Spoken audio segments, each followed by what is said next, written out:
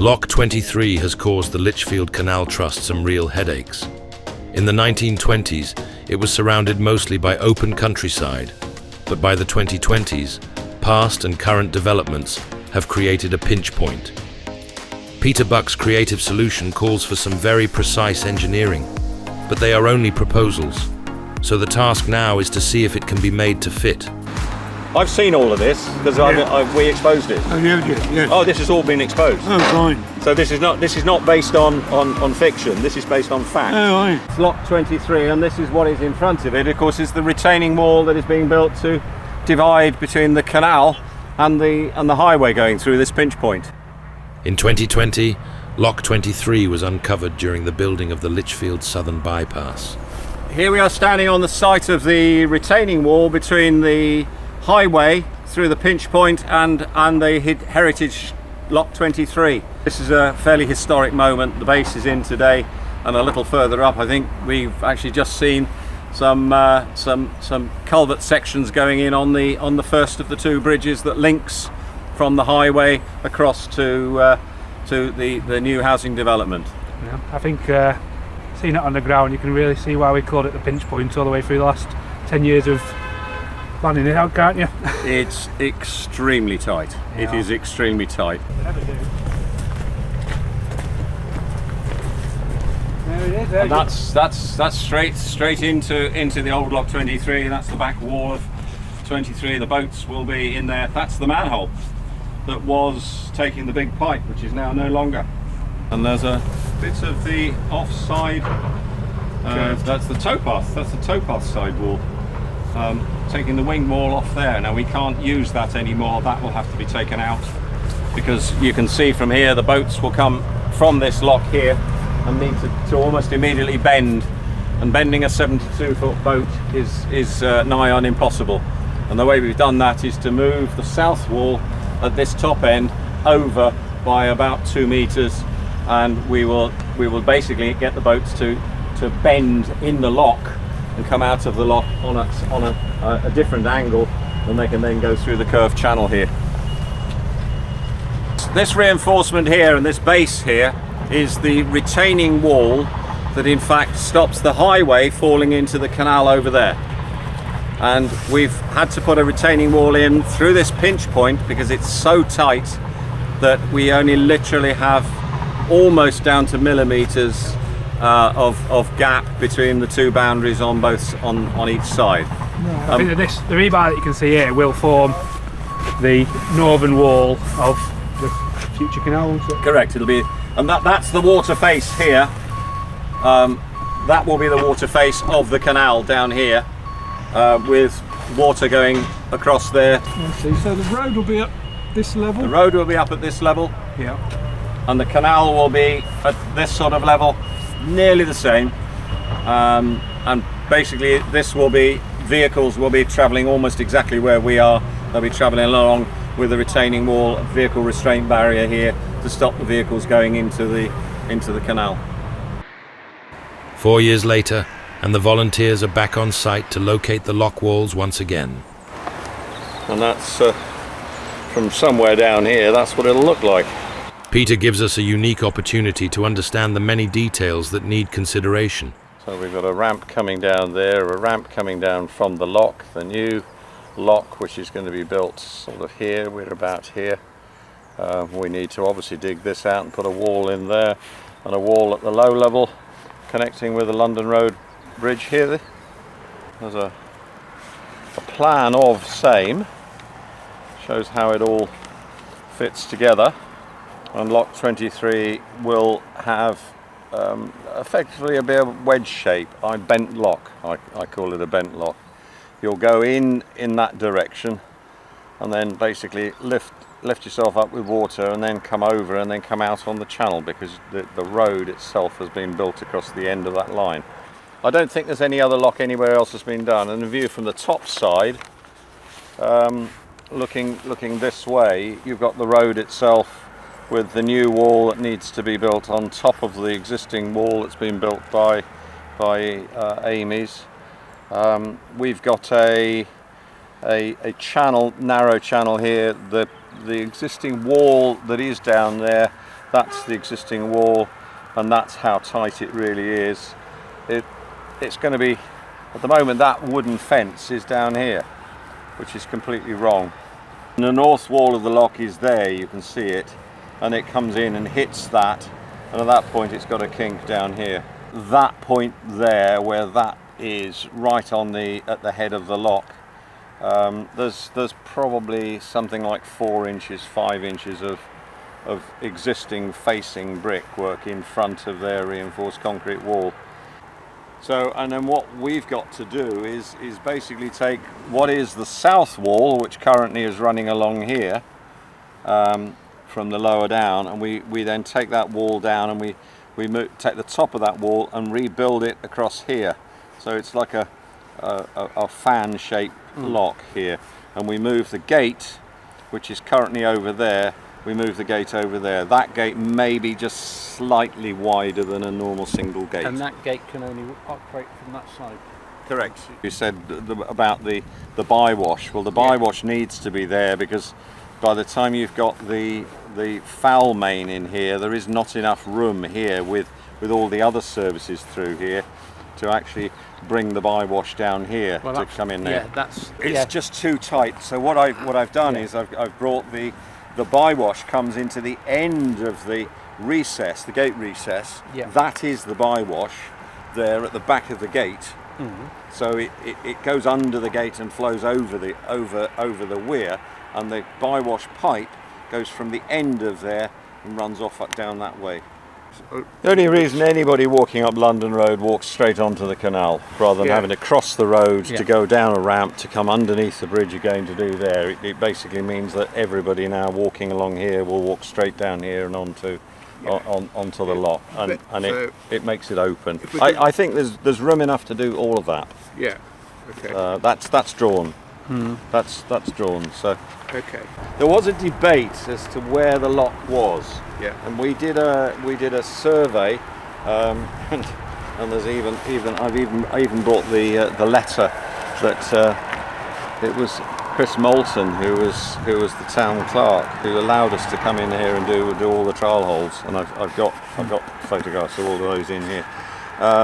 We came in to do trial holes to find out exactly where was lock 23, and we established exactly where it is in relation to 3 setting out points, one of which I know is definitely still there on the fence. So we know where that is. Yep.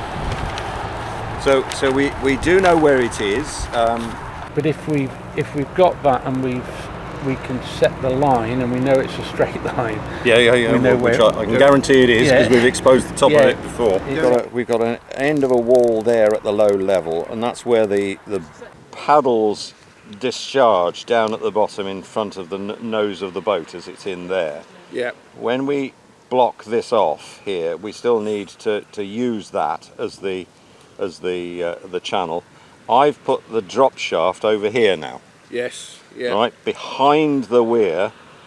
That's the weir. That's the gate recess. So the gate goes into the recess there, and then that is the weir. And that's the reason I say it's very, very tight, because we've got manholes and all sorts here. To try and get all of that, to get the bywash all through there, with all the other bits and pieces that are in there, I've said just take the bywash from there. Yeah. Yeah. And so this is the bywash weir, and that's probably got a sawtooth on it to make it the right length. And that basically then is, we've got a series of new pipes. We've got a rising main that needs to come up through here. Yep. That has to come up, but that's relatively small. There's the That would be what, an 18 mil? ish, Yeah. of that. It might be 6 inch. Yeah, some speed. Yeah. I did a calc on it, as I recall. I'll have to dig that out. Yeah. So that needs to come up and discharge somewhere, and that could discharge. That might go even up beyond the next lock. We thought. Yes, it might well do. Yeah. Go up to the next lock above, and then so that go all the way on the towpath all the way up. Yeah, so that might be a better way of doing it than just discharging here. Yeah. So that comes to what I've put in here is a buried manhole, because wherever that comes, it needs to then come through here. That then runs behind the south wall.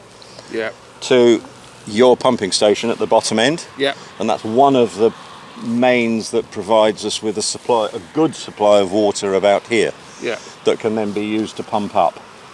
So one of the things is the groundwater that comes through and comes underneath. Yeah. That, and also anything that's coming down not the bywash, but the pipe. Well, it's the surface water. The surface water pipe. It just all comes into here. That then is the main drop shaft. I've only got one drop shaft on here. Yeah. I haven't put another one on this side. Well, we could put a bigger one in, can't we? We could put a bigger one on here. Yeah. And that basically discharges through here and goes into the head of the lock.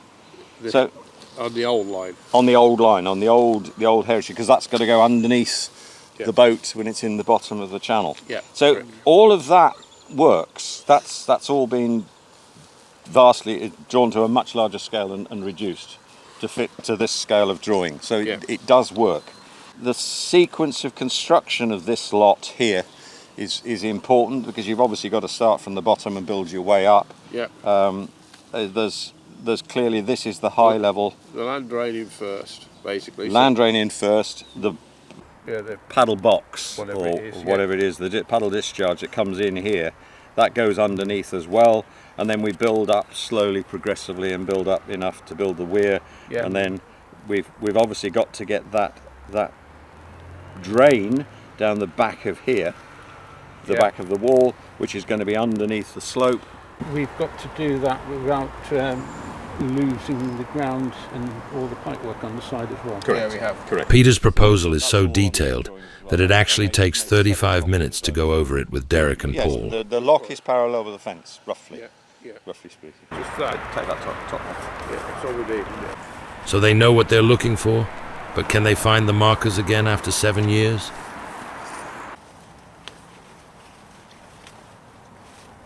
That's exactly that's the target. 2017. That's the point there, though. That's the yellow bar. Well, I'm really pleased you found that.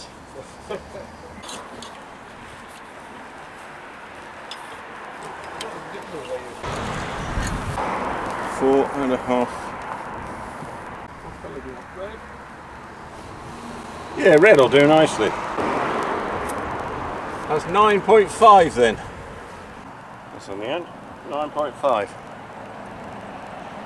Now, interestingly enough, if at that point, and drill down, say, at that point, I should not hit anything.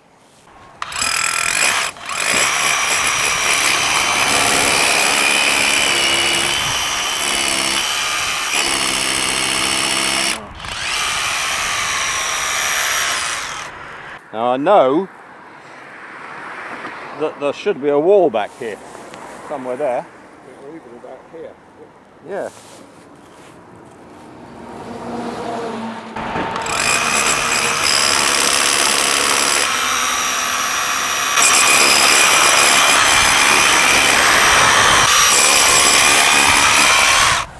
So come back 2 inches on there, and that's the face of the wall. 200 mil down-ish. They've got to build, or somebody's got to build, the top of that wall coming to somewhere around here. Does that make sense to you?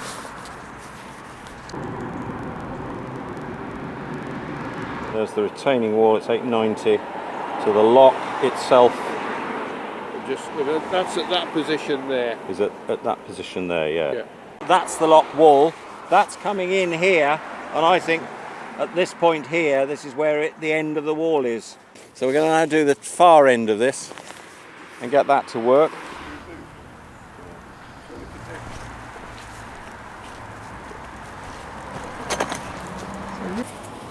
Have you found it? Ooh. Yeah, not bad. Does that look like newish? 9.5 meters. So let me put this away.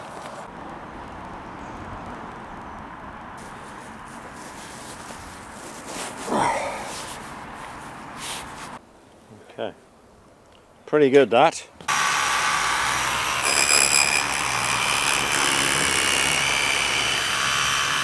I just come this side of it, so I hit wall rather than space.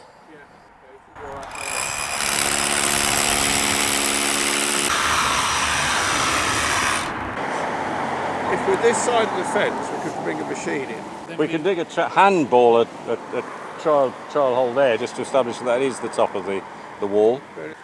They may have taken our brickwork out. As long as that doesn't matter because we can rebuild it. Yeah. But as long as they built it clear, and it would appear that they did build it clear, that's the key. Before trial excavations can begin, there is one more obstacle to be overcome. Yeah, what we're doing here is we're at London Road Bridge. We're just lowering the level of the soil underneath the bridge, digging out a small amount of the channel, so we can get excavators and plants under there, so that we can do a trial hole further up there to identify where Lock 23 is.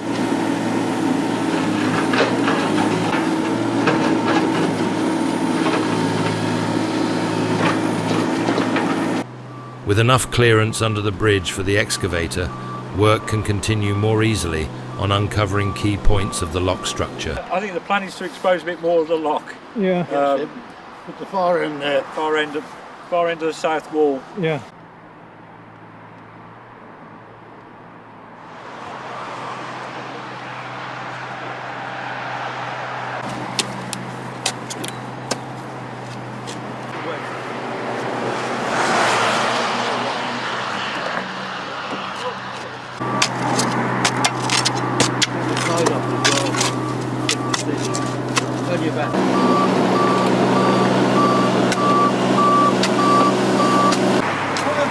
Extend the base and pull that in there first then.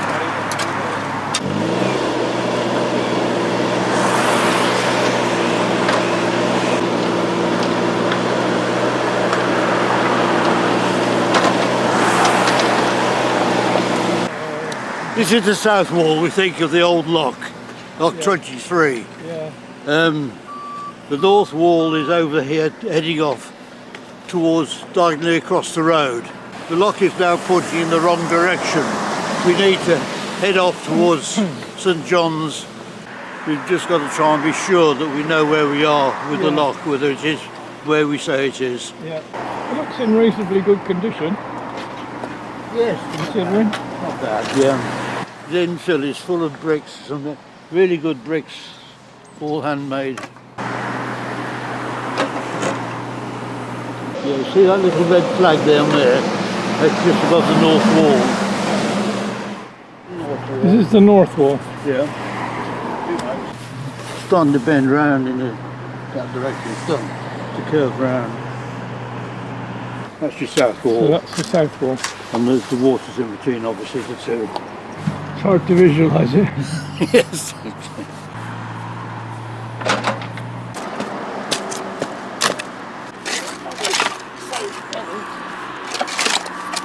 Found an interesting shape in the wall here. We want to go a bit further on now, see whether it's a recess for the lock gate or not. The only thing I can think of is the gates might be on there. But then again it might not. Yeah.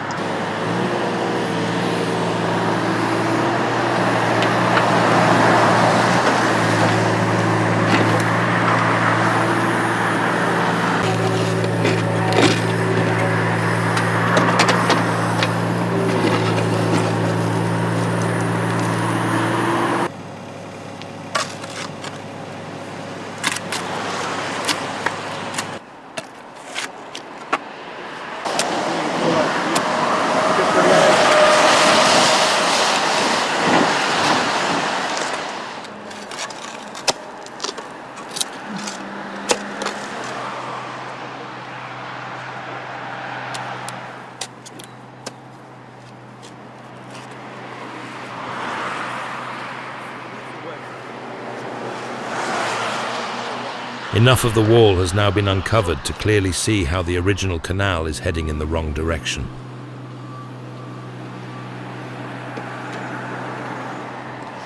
Good morning. Good morning to you, sir. And a Happy New Year to you all. So that's the existing north wall which goes underneath the fence here. So we're standing on this fence somewhere here, or maybe somewhere along there. No, we're not. We're on this wall. Yeah, you're on that wall there. We're standing here now. Where you've got to then find that wall. You've got to find this wall as well. You need to. This wall here is already there, but the top of it is not on. and that wall does stop about there. It's the foul manhole is the one that you really got to worry about, and that's the one that's actually, I think that's right. I think that's the foul manhole. I don't think that's And that one. the one down there. Yeah, that's the other foul manhole I think was there. These may have changed slightly. Really got to push everything this way because there is that service, We've got to get a rising main through there. We need to get a bywash out of here, and we don't really want to be putting a bywash past this. That makes it even wider. And to get the width we need to get the boats in and turn and come out in a direction that will work.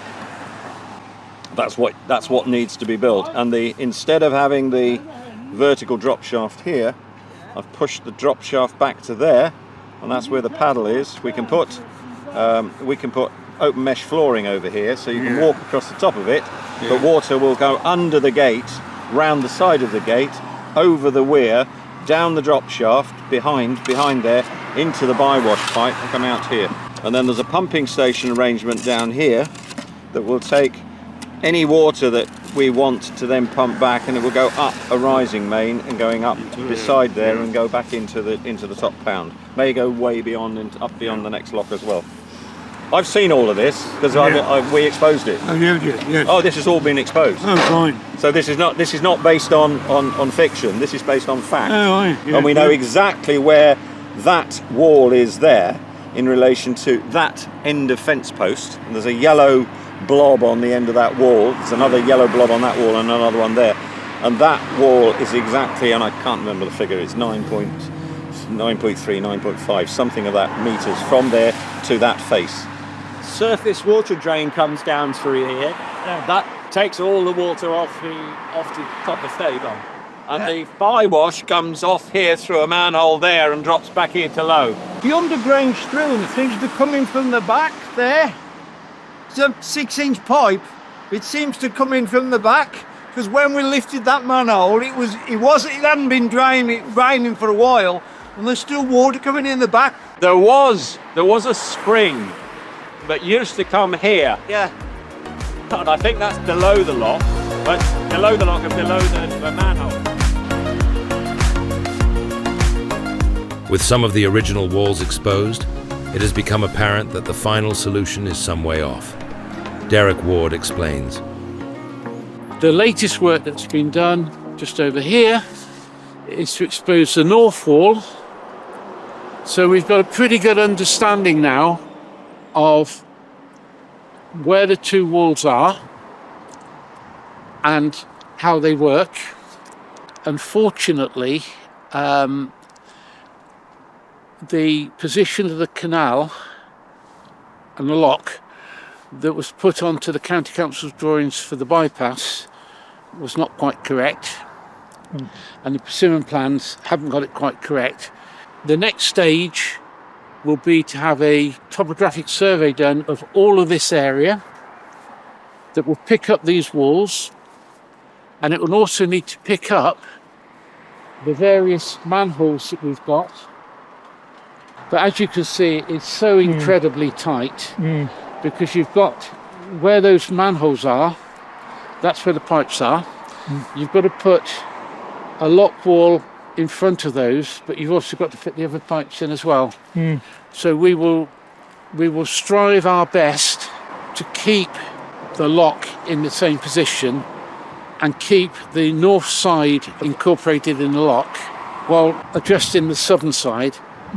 So where we have heritage features that are currently buried, we always want to retain them. We always want to be able to show people what was there before and how it was built. But until we've got through the topographic survey, we can't sign that off, and we need to sign that off before we put in our planning application to complete this section of the canal. Right. I was with the surveyor this morning. We went through and explained what we wanted, and I'm expecting that we will get this survey done within the next 4 weeks. Thank you, Derek. Okay. The Trust is determined to make Lock 23 into a unique example of how restoring the past can shape the future. But can it be made to work? Subscribe to our YouTube channel, where all will be uncovered.